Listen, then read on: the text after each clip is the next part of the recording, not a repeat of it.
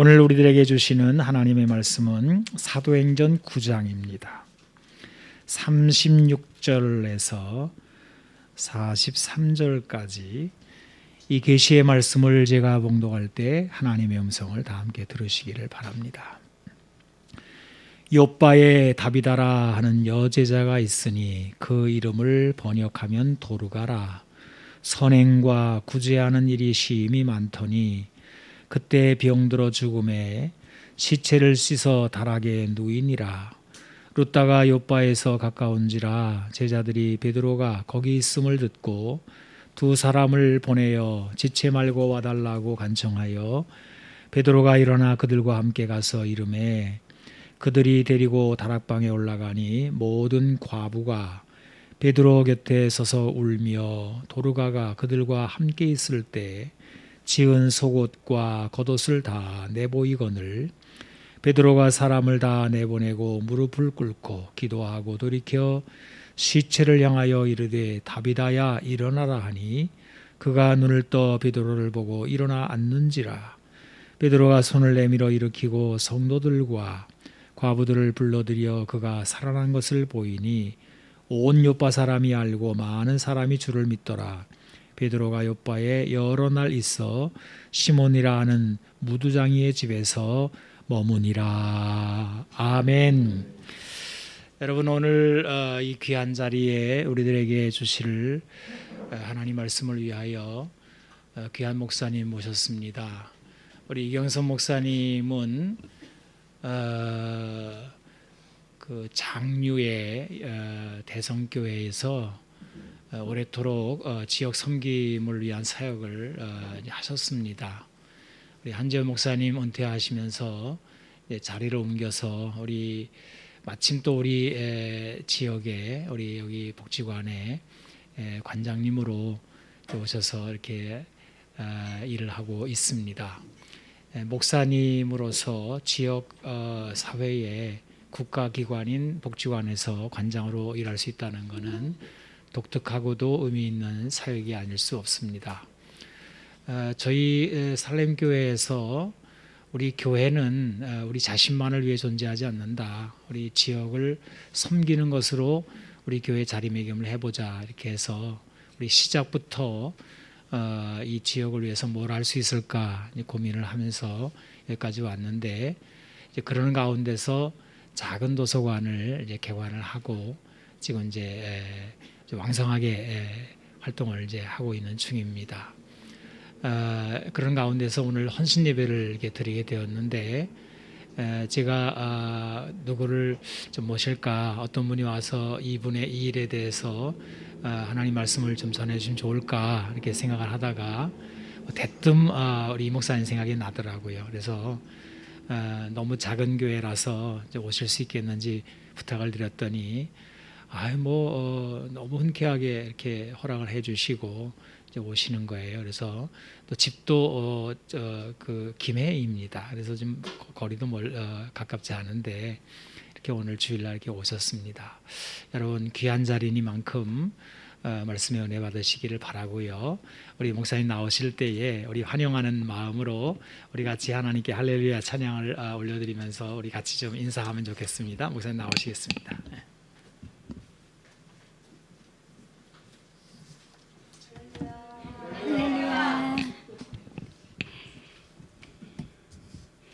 네, 반갑습니다. 제가 마스크를 벗어서 죄송해요. 좀 거리가 있긴 한데, 네, 괜찮습니까? 네, 고맙습니다. 이렇게 아름답고 예쁜 교회에 초대해 주셔서 너무 감사드리고요. 우리 이현진 목사님은 제가 존경하는 선배 목사님이시기도 하고, 또 저희 부산진구 노인장애인 복지관과는 큰일 작은일 다 함께 오랫동안 하셨던 분이에요. 그래서 늘 감사한 마음 가지고 있는 중에 제가 하울별 그 영어 작은 도서관 개관식 때 왔었고요. 오늘 두 번째 방문입니다. 여러 성도들과 이렇게 기쁘게 주님 안에서 만나게 되어서 너무너무 감사합니다.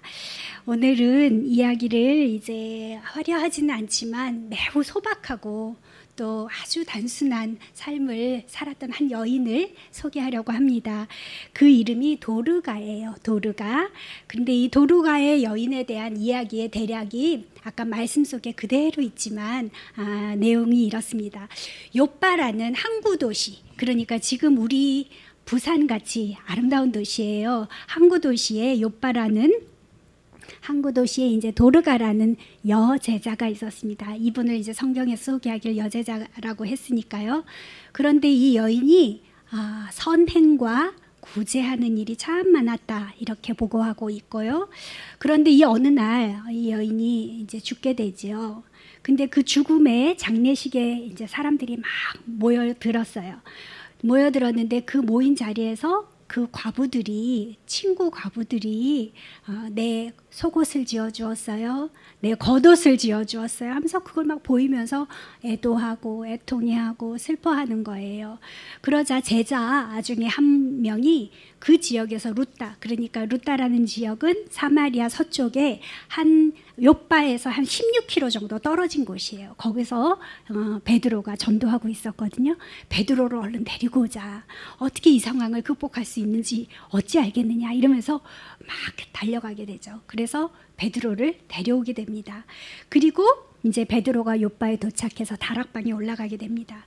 여인의 죽음을 애도하고 슬퍼하는 성도들과 과부들의 증언들이 싸늘한 시체 앞에서 막 이렇게 회자되고 있을 때에 이제 베드로가 그 다 나가라, 좀 나가달라 이렇게 얘기하고 그 여인의 이제 앞에서 기도를 하죠. 기도를 하고 다비다야, 도르가야 일어나라 이렇게 이야기합니다. 그러자 이 여인이 일어나 앉는 거예요. 그러니까 이제 그 베드로가 손을 잡아서 일으키니까 일어서게 되죠. 그래서 그 이후에 이제 뒤에 있는 나갔던 성도들과 가부들을 들어오게 하고 그 이제 도르가가 앉고 일어서고 하는 것을 다 목도하고 목격하고 알고 보고 믿게 되었다 하는 것이 오늘 전체의 이야기입니다.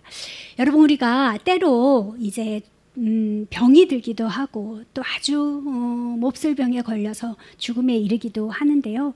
병이 고쳐지는 것은 아주 기적적으로 정말 일어날 수 없는, 회생할 수 없는 상황에서 일어나는 일들은 왕왕 우리가 보게 됩니다. 그러다 죽은 사람 보셨어요? 죽은 사람이 일어나는 일은 흔하지 않은 일이에요. 이 신약 예수님의 공생애 전체에 있어서도 예수님이 죽은 사람을 3번 살리셨는데 나사로 살리셨고 나인성 과부 아들 살리셨고 그 다음에 또 야이로, 회당장 야이로의 딸을 예수님이 살리셨죠. 제자들 가운데는 2명이 있어요. 한 사람은 바울이에요. 바울은 사실 엄밀히 말하면 제자는 아니었죠. 근데 바울이 이렇게 그 사도행전 20장에 보면은 이렇게 난간에서 창문에 걸터 앉아서 말씀을 듣던 한 청년이, 유두고라는 청년이 이야기 듣다가 너무 피곤했는지, 그리고 이 말씀들은 위로가 됩니다. 바울 선생님 같은 분이 이 말씀을 전해도 졸다가 그 3층 난간에서 떨어져 가지고 죽게 되죠. 그래서 사람들이 막 근심하고 막 동요가 일어날 때 아니다, 죽는 게 아니라 잔다 하면서 살려내게 됩니다. 그래서 이 일로 인해서 많은 사람들이 위로를 받았다, 이런 기록이 있어요. 그렇게 이제 바울의 기록이 있고 마지막 하나가 이 베드로의 기록입니다. 오늘 나온 이 도르가라는 이야기, 도르가라는 여인을 살려낸 이야기가 신약 성경 전체에 있는 이야기 5번째의 살아난 이야기인 것이죠. 여러분, 베드로에 의해서 죽음을 생명으로 되돌리게 한 이 놀라운 수혜를 입은 주인공, 오늘의 이야기인 것입니다. 이 여인에 대한 성경이 주는 정보가 비교적 매우 단순해요. 요빠라는 지역에 살고 있었다, 이런 정보가 있고요. 그녀는 여제자였다, 이런 이야기가 있고요. 선행과 구제하는 일이 많았다, 이렇게 3가지가 나오고 있습니다. 요빠는 사마리아 서쪽에 이렇게 항구 도시인데요. 지금의 아름다운 지중해 연안입니다. 이 요빠에 다비다라는 여인이 살고 있었는데요. 다비다는 그러니까 히브리식 이름이고요. 히브리어식 이름이고 이 도르가는 헬라어식 이름이에요. 그래서 이름이 두 개가 나오는데 이 다비다 도르가를 헬라어식 이름을 조금 그 이름의 뜻 해석을 하면은 사슴이다, 어린 양이다 이런 뜻이 있다고 해요. 그 사슴 이렇게 상상이 되시죠? 사슴의 그 맑고 예쁜 눈, 아주 착한 눈이 생각나시고 어린 양 하면 어린 양도 아주 순종하고 그죠?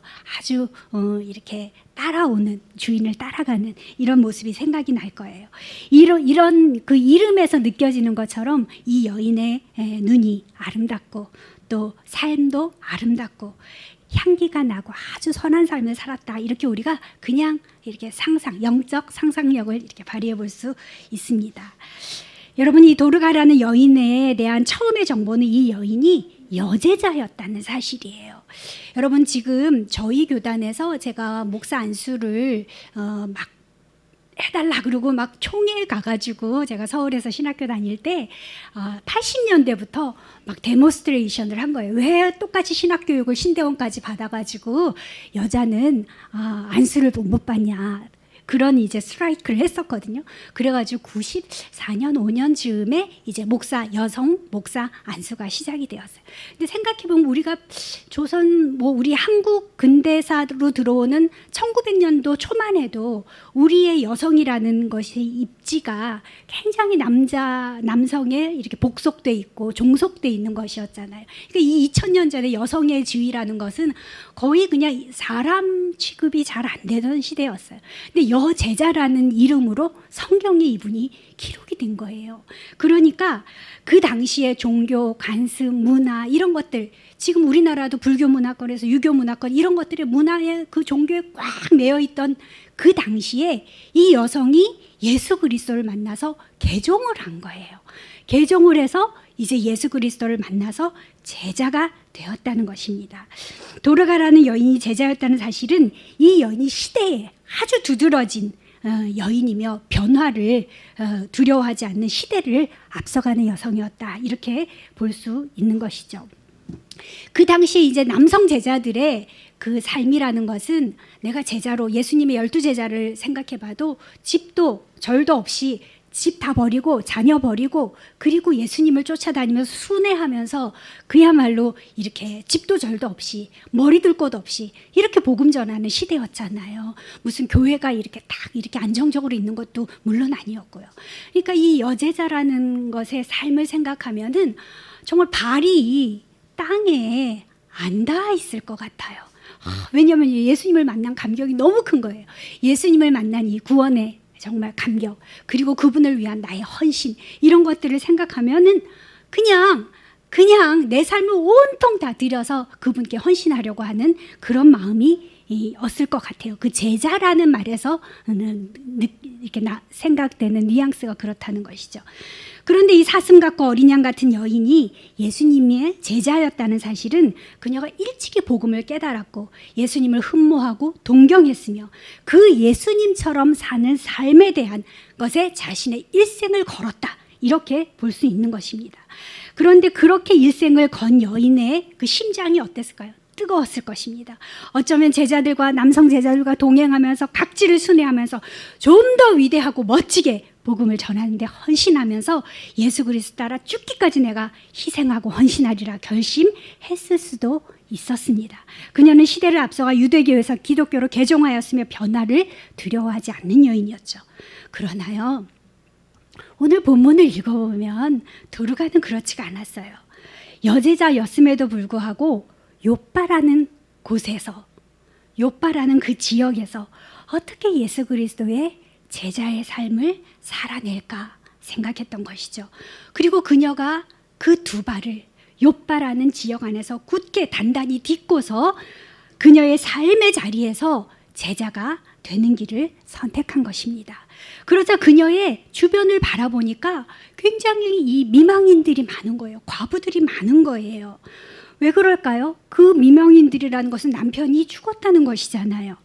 그 미망인들이 과부들이 이 여인의 죽음에 많이 찾아왔어요. 그 장례식에 많이 찾아와서 우리가 성경을 통해서 그 지역에 과부들이 많았다는 사실을 알게 된 것이죠. 왜 요빠라는 지역의 과부들, 남편을 잃은 미망인들이 특히 많았을까요? 추측이 가능하죠. 바닷가니까.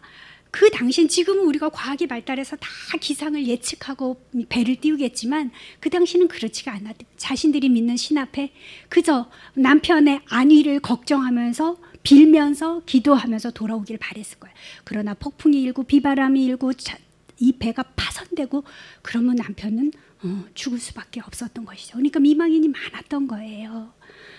그런 상황에서 이제 여타의 도시들보다 항구 도시였기 때문에 이 과부들이 많았다는 지역성을 이렇게 바라보게 된 것이죠.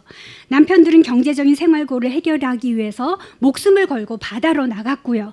아내들은 남편의 안위를 빌었지만 싸늘한 시체로 돌아오는 일이 허다했습니다.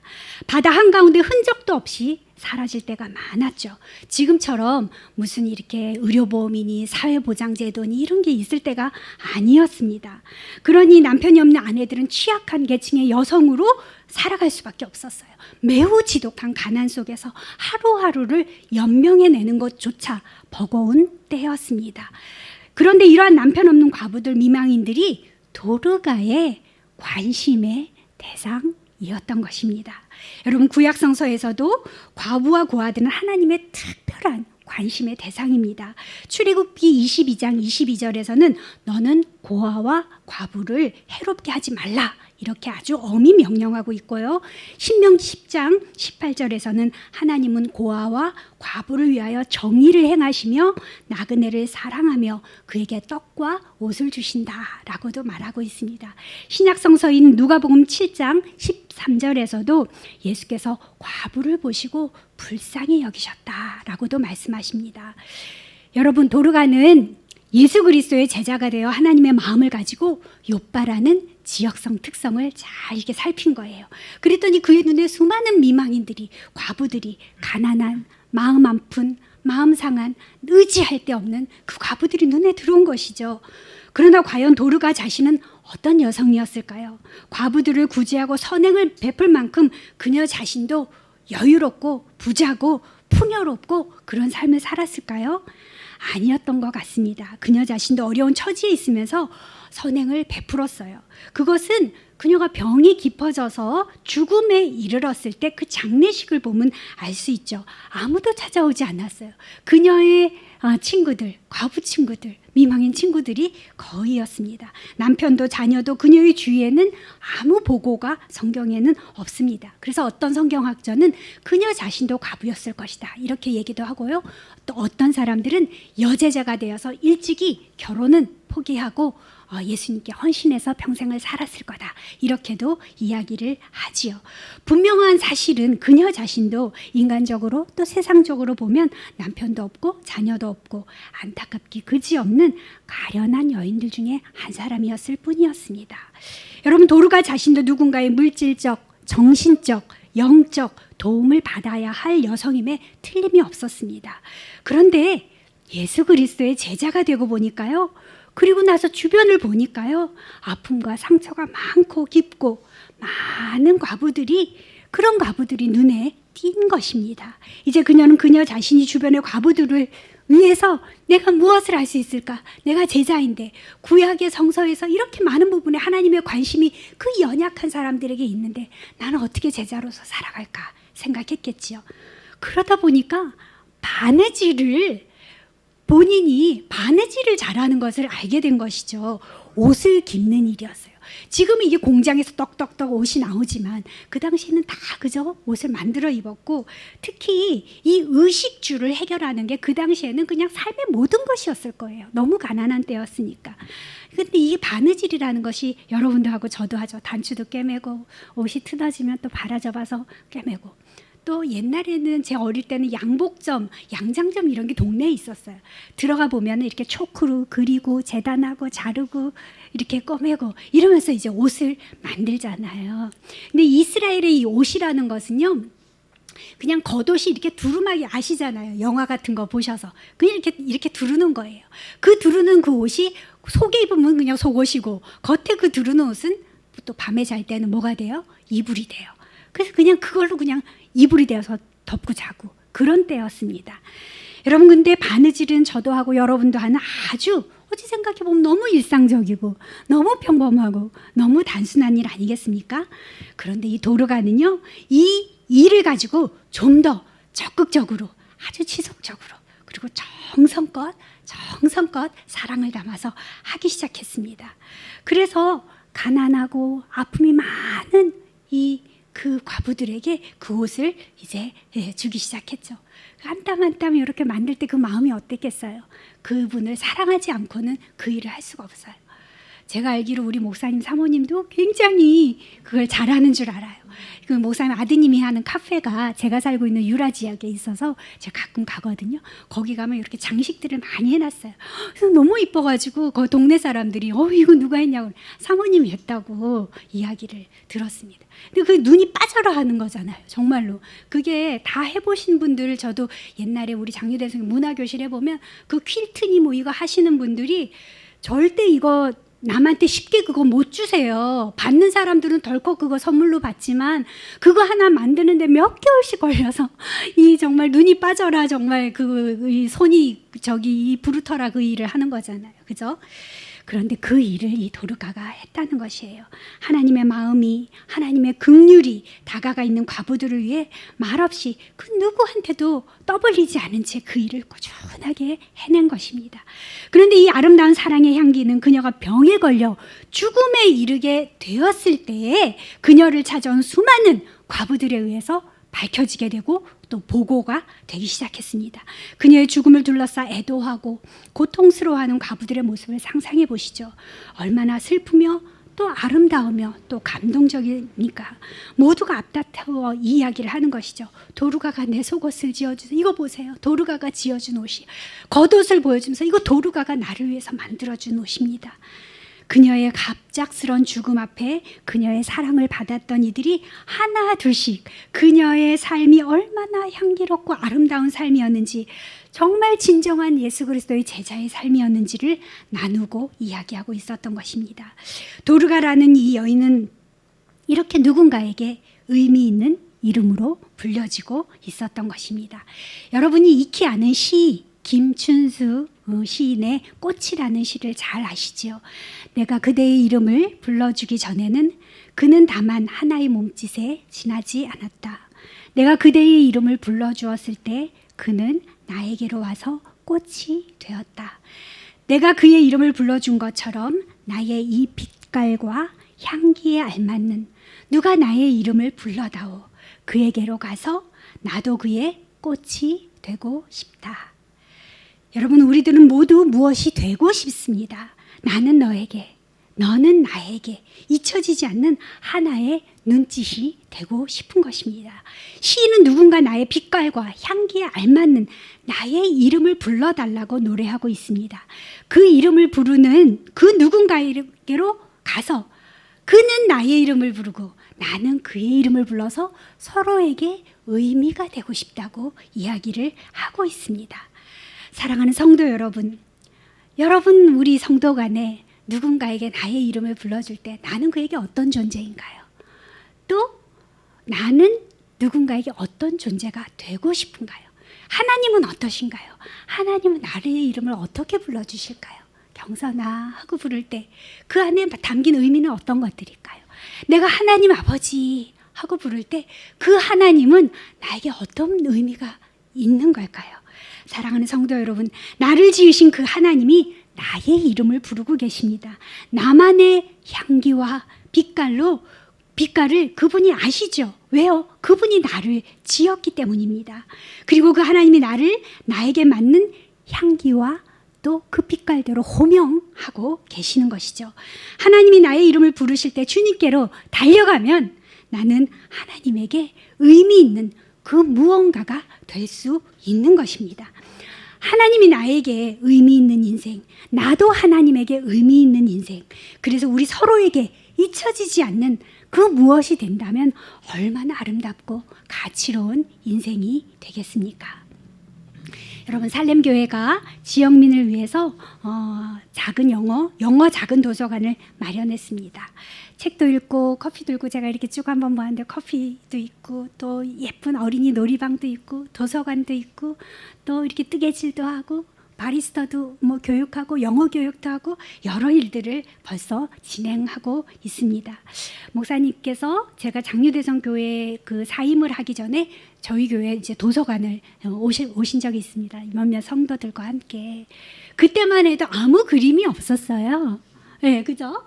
그랬는데 벌써 이렇게 아름다운 공간에서 이렇게 멋지게 또 지역민들의 너무 행복한 사랑방 공간이 되고 있고 아이들이 와서 책을 읽고 거기서 공부를 하고 또 마음껏 또 그 안에서 자유롭게 평화롭게 있는 것을 상상해 보니 이 공간이 너무너무 하나님이 귀하게 여기신다 이런 생각이 드는 것이죠.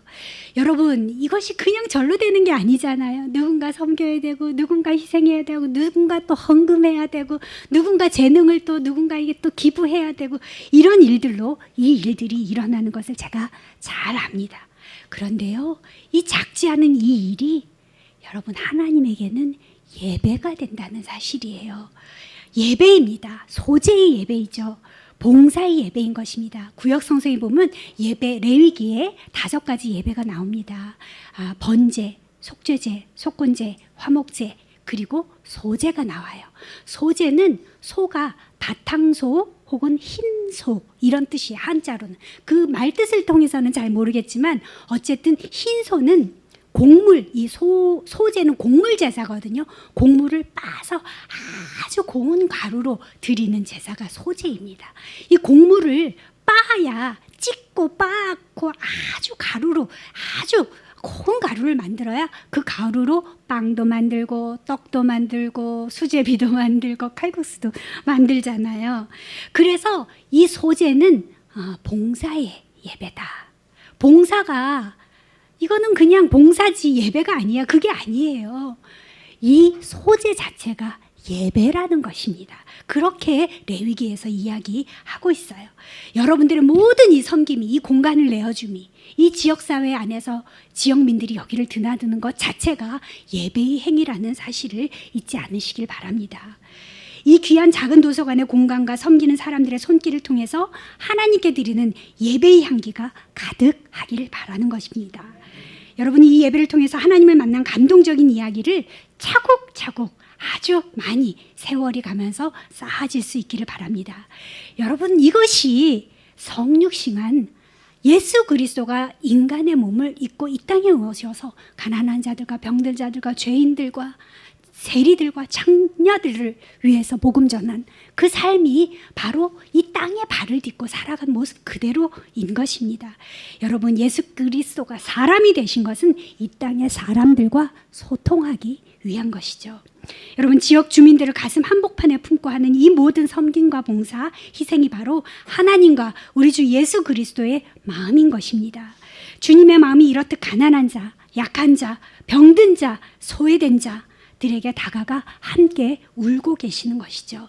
이렇듯 육체적으로 정신적으로 영적으로 연약한 분들에게 그리스도의 사랑을 나누며 그들과의 아픔과 고통을 함께 할 때 여러분 주님의 마음을 나누는 것이에요. 주님의 마음이 느껴지는 것이죠. 여러분 오늘 말씀 속에 도르가가 바로 그 하나님의 사랑과 욥바라는 지역의 과부들을 연결하는 이어주는 다리가 된 것입니다. 여러분 그 하나님의 임재 연습이라는 책을 보신 적이 있는지 모르겠습니다. 경건서적의 아주 고전인 이 책은 17세기에 살았던 한 평범한 그리스도인을 소개하고 있는데요. 이 17세기가 굉장히 오래된 거잖아요. 한 400년 이렇게 된. 그 당시 이제 프랑스에 있는 한 수도원에 있는 어떤 형제에 대한 이야기입니다. 이 형제는 50이 넘어서 수도원에 들어갔어요. 장애를 가지고 있었고 그리고 세상적으로도 보면은 이렇게 성공하지 못한 그런 모습으로 수도원에 들어가게 됩니다. 그런데 그 수도원에서 이 사람의 이름이 로렌스인데요. 수도원 가면 어떤 일을 할까요? 수도원 크잖아요. 상상할 수 있죠. 옛날에 그 중세시대 수도원 마룻바닥이잖아요. 맨날 마룻바닥 닦는 거예요. 또 바닥 그 바깥에 나가면은 수도원 그 정원 얼마나 막 하루가 다르게 막 풀이 무성하잖아요. 잔디 깎아야 되는 거예요. 청소해야 되는 거예요. 또 주방에 그 수도원에 많은 사람들 경건 훈련하러 오는 사람들을 위해서 설거지해야 되는 거예요. 주방 가서. 그런 일들을 이제 40년 동안 꾸준히 하면서요. 하나님의 임재를 거기서 훈련하게 됩니다. 이게 책 제목이 하나님의 임재 연습이잖아요. 하나님의 임재는 어떻게 연습하나요? 우리 기도 속에 깊이 들어갈 때도 하나님의 임재를 물론 경험합니다. 예배 안에서 우리가 드리는 형식이 있는 예배 안에서도 하나님의 임재 경험하죠. 그러나 이 사람이 얘기하는 것은 설거지하면서 마당 쓸면서 마룻바닥 걸레질하면서 그러면서 하나님의 임재를 경험한다는 것입니다. 여러분, 임재 연습이 하나님과의 친밀한 교제와 평강과 그 기쁨을 맛볼 수 있게 하며 우리 삶에 참된 능력을 제공해 준다고 이야기하는데요. 그에게서 하나님의 임재를 체험한다는 것은 어떤 것일까요? 하나의 삶의 그냥 방식인 거예요. 반복해서 실행하는 하나의 그냥 습관 같은 거예요.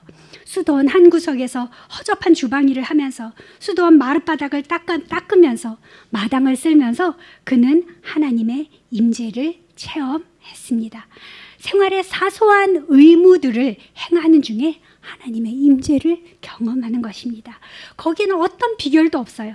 어떤 신비로운 영적 경험도 없습니다. 그저 하나님을 사랑하기 때문에 설거지를 하고 하나님을 사랑하기 때문에 지푸라기를 쓸고 빗자루로 쓸고 하는 것이었습니다. 그런 사소한 일상 속에서 그는 시종 하나님을 생각하고 하나님을 소유했습니다. 그는 말합니다. 주방의 소음에 달그락거리는 소리 속에서 몇 사람이 동시에 많은 것들을 자기한테 요구하지만 저는 복된 성사 때, 그러니까 성사 때 예배 드리는 거잖아요. 복된 미사 드릴 때 무릎을 꿇고 앉아 있는 것처럼 깊은 고요 속에서 하나님을 체험합니다. 그리고 하나님을 소유합니다. 그는 소박한 일상 속에서 하나님의 임재를 경험했습니다. 여러분, 도르가 역시 그저 소박한 일생을 반복해서 살았습니다. 요빠라는 지역 내에서 자신을 필요로 하는 과부들에게 옷과 이불을 한 땀 한 땀 정성껏 지었습니다. 주님을 사랑했기 때문에요. 주님을 위해서요.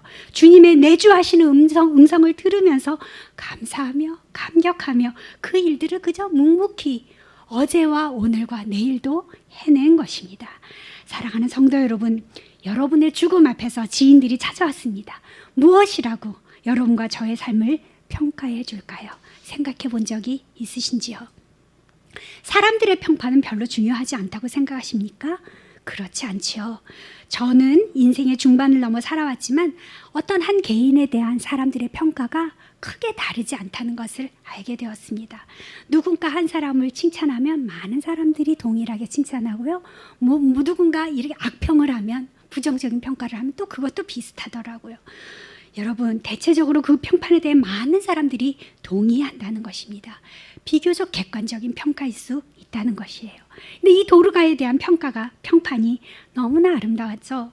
향기 나는 평가였습니다. 틀림없이 하나님도 이 여인에 대해서 그 아름다운 삶에 대해서 기뻐하셨을 것입니다. 그녀는 주님의 얼굴에 미소 짓게 하는 주님께 너무너무 의미 있는 꽃이 되었던 것입니다. 사람이 보아도 아름다운데 하나님이 보시면 얼마나 더 아름답겠습니까? 도르가에 대한 성경적 보고는 여기에서 끝나지 않습니다. 죽음 앞에 둘러선 많은 과부들의 성도들이 입을 모아서 도르가의 삶의 향기를 칭찬하고 있을 때 베드로가 도착하지요. 베드로가 마침 요빠에서 약 16km 떨어진 이곳 루다에 머물고 있었기 때문에 찾아왔습니다. 그리고 사람들을 다락방에 올려보내죠. 무릎을 꿇고 간절히 기도하고 다비다야 일어나라. 다비다야 일어나라. 그녀가 눈을 떠 베드로를 보았습니다. 그리고 앉았습니다. 베드로는 그녀를 손을 잡아서 일으켰죠. 성도들과 과부들을 불러들여 그녀가 살아난 것을 목격하도록 하였습니다. 여러분, 도르가 자신은 이미 죽었습니다. 죽은 자는 말이 없는 법이지요. 누가 이 여인을, 죽은 여인을 살아나게 했습니까? 그녀 자신은 아니었습니다. 이미 죽었으니까요. 그러나 누가 이 사랑스러운 여인을 살아나기를 간절히 원했을까요? 거기에 와 있던 과부들이었어요. 성도들이었어요. 그 성도들이 간절히 바라고 그 도르가를 위해서 베드로를 불러들인 사람들은 함께 있던 제자들이었습니다. 그의 바느질로 도왔던 과부들과 성도들입니다. 그들이 베드로를 불러오게 했고 그 간절한 청을 하나님께서도 거절하지 않으셨던 것이죠. 그러니 누군가가 일어나고 살아나고 그러길 간절히 바라신다면 하나님은 우리의 간절한 이 청을, 소원을 외면하지 않으실 줄 믿습니다. 하나님 우리의 작은 신음과 고통, 소원에 귀를 기울이고 계신 줄 믿습니다. 이런 마태복음 5장 7절에 긍휼히 여기는 자는 긍휼히 여김을 받으리라 했습니다. 이 말씀은 그대로 도르가에게 이루어졌죠. 도르가의 과부들을 향한 긍휼의 마음이 역으로 과부들과 또 성도들에 의해서 도르가를 살려내는 것이 되었습니다. 도르가가 긍휼히 여기니까 사람들이 도르가도 긍휼히 여기게 되었다는 것이죠. 놀라운 사실은 이 일 후에 알고 이 일을 보고 듣고 눈으로 목격하고 했던 많은 요파 사람들이 주님을 믿었다 이렇게 보고하고 있습니다. 서두에 말씀드린 것처럼 이 도르가가요, 내가 여제자야 이러면서 막 그냥 전도하고 다니고 순회하러 다니고 막 이러지 않았다 했잖아요. 그냥 그 있는 삶의 자리에서 묵묵히 자신의 일을 어제와 오늘도 행했던 것입니다. 그런데요, 그렇게 복음을 전했는데 그러고 그냥 때가 되어서 죽음을 맞이했는데요. 이 여인을 다시 살려낸 성도들과 과부들의 믿음 때문에 그 요파 지역에 많은 사람들이 이 기적을 보고 예수 그리스도를 믿게 되었다는 거예요. 그리고 베드로는 그 요파지에게 더 오래 머무르면서 또 복음을 전했다는 이야기로 오늘 성경은 마감을 하고 있습니다. 여러분, 살아간다는 것은요, 도르가의 실과 바늘처럼 지극히 일상적이고 그냥 평범한 것입니다. 그러나 도르가의 실과 바늘은 과부들에게 매우 실질적인 도움과 살 길을 열어주는 희망이 되었죠. 여러분, 이 살렘 교회와 또 이 영어 작은 도서관이 지역사회에 누군가의 삶의 호흡과 같은 곳이 되기를 바랍니다. 실과 바늘이 되기를 원합니다. 이 살아 숨쉬는 약동하는 호흡으로 성도인 여러분도 살고요. 또 이 공간을 이용하는 많은 지역의 주민들이 아프고 상처받고 고단하고 또 외로운 분들이 하나님을 만나고 또 함께 하나님의 나라를 일구어가는 귀한 터전이 될 수 있기를 간절히 바랍니다. 함께 기도하겠습니다. 하나님 아버지, 가장 일상적이고 또 평범하고 단순한 삶을 통해서도 향기로운 예수 그리스도의 삶을 살게 하시옵소서. 우리의 향기 나는 예배와 삶을 통하여 소중하고 귀한 수많은 생명들이 그리스도께로 돌아올 수 있게 할 수 있음을 우리는 믿습니다. 살렘 교회가 지역의 실과 바늘 따뜻한 옷이 되어 가난하고 헐벗은 사람들을 덮어주게 하여 주시옵소서. 이 귀한 섬김에 지역을 위하여 헌신하는 교회와 주의 일꾼들에게 주님께서 모든 영적, 물질적 필요를 채워주시고 하늘의 기쁨, 소망, 하늘의 은혜가 쉼없이 폭포수같이 이어지는 쏟아지는 그런 은혜를 허락하여 주시옵소서. 우리 구주 예수 그리스도의 이름으로 기도합니다. 아멘.